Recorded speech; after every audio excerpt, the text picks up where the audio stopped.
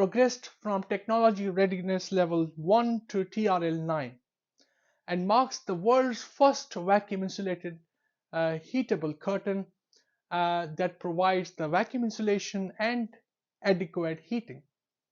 Once again, a disruptive innovation and an extension of the VIHC, it is scheduled for launch in 2025. Vacuum insulated heatable curtains offers all the energy saving and insulation benefits of vacuum insulated curtain with the added function of providing gentle, targeted warmth directly from the curtain.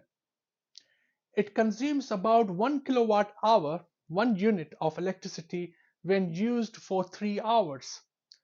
This makes it especially suitable for cold, arid climate regions such as the United Kingdom and European Union countries where heating costs are high. This revolutionary curtain not only delivers comfortable warmth but also effectively blocks cold infiltration through glazed windows.